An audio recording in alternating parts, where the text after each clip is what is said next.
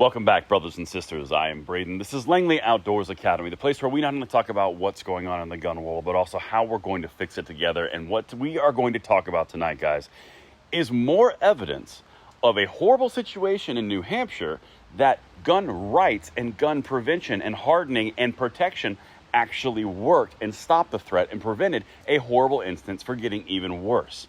I'm going to walk you through everything. It'll all be linked in the description box below, and I can't wait to hear what you guys think. And of course, make sure you hit that like button, subscribe to the channel, and turn the notification bell on, because this is the fight that we're in every single day.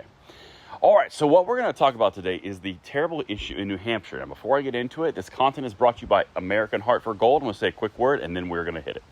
And the content today is brought to you by American Hartford Gold. And brothers and sisters, with everything popping off around the world, wars cracking off, we've got inflation issues, we've got stock market volatility, we have cash concerns, we have oil concerns. It's a good time to take a look and at least know your options with American Hartford Gold.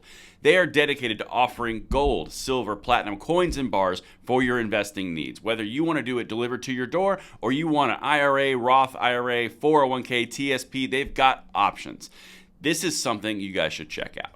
At American Hartford Gold, they aim to educate clients about investments in the precious metal industry, strive to provide unparalleled customer service built on trust, integrity, and absolute transparency, while holding a goal of achieving 100% customer satisfaction. Click the link in the description or call 844-727-3199. That's 844-727-3199, or text Langley to 65532. Again, that's 844-727-3199, or text Langley to 65532. All right, my brothers and sisters, so let's dive into this. So we have a breaking situation in New Hampshire. Now, this is around a hospital, and there was a horrible incident where, to be honest, a hero lost his life, laid it down to protect others.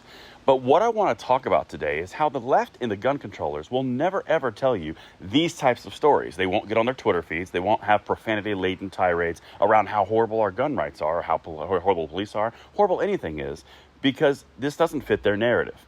Right now, this is based off of the early reports, okay? This is based off of an earlier press conference where the information was given to us. We might find out more in the future, but for what we have right now, I'm going to lay it out on how this works if we actually apply it. Now, in New Hampshire, there was a horrible psychiatric attack. Basically, what happened was a horrible person went in for intent to harm and was stopped in their tracks. This was a psychiatric hospital. This was a transient. This was a homeless person. This was someone who did not have ties to a community. Had a pistol, which, by the way, pistol, not rifle, went into a hardened environment. This had metal detectors. There were security on spot, on location. Now, the security was not armed. That's one piece of this. But the hardened aspect of the facilities alerted to a problem. The left gun controllers will always tell you that you don't need to harden schools because who wants to live in an environment like that? Well, I think the key point here is who wants to live. Because when you have a psychopath who is intent on issuing harm on people, sorry, we're going to have to deal with some things until we figure out this problem that's a bigger root than just a physical inanimate object. Now, this person was alerted, and a hero who was a chief of police gave his life to protect others. Now, here's the other piece to this. A trooper was dispatched to that environment, to that psychiatric hospital, and they actually were armed. They immediately dispatched, immediately responded, and immediately dealt with the threat. This is something that turned one horrible incident down to one casualty versus multiple because they were defenseless in a gun-free zone. So we had a hardening of schools. We had a hardening of locations, which can apply to schools. We had the active police presence, which helped the environment. We had a hero who laid their lives down on the line to save others and alert others. Then we have another hero who comes in and dispatches the threat, all the while using a handgun to defend against a handgun.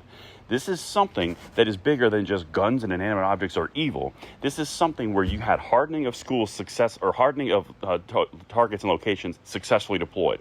You had police presence successfully deployed. You had accurate deployment of police forces successfully deployed. You mitigated a massive threat that could have been much worse because steps were taken to mitigate that issue.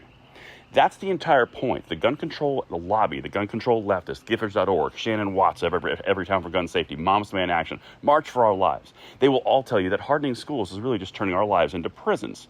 It's not turning our lives into prisons. It's actually affecting change and dealing with issues as they present themselves. It's not an inanimate object that's the problem. This person attacked with a pistol, something else that they won't tell you.